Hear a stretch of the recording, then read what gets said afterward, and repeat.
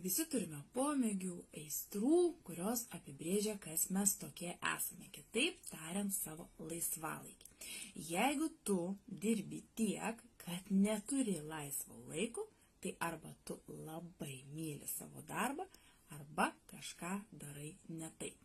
Deja, vienas iš dažniausių laisvalaikio praleidimo būdų yra televizoriaus žiūrėjimas.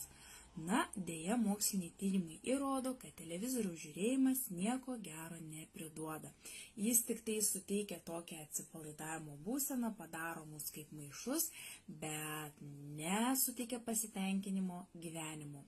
Taigi televizoriaus žiūrėjimas mums laimės nepriduoda, nesuteikia jokių galimybių ir nestiprina jokio pozityvumo. Ypatingai dabar, kai įsijungiam televizorių, jame matom vien tik negatyvas ir tai mus įtraukia. Aš jau senai vengiu žiūrėti, žinių nežinau kiek metų nežiūriu ir tikrai tuo džiaugiuosi.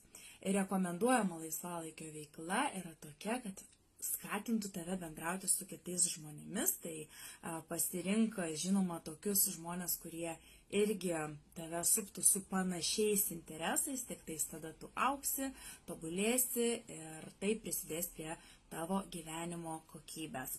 Atmink, kad draugystė ir meilė padaro mus laimingais, taip pat kaip pagalba kitiems.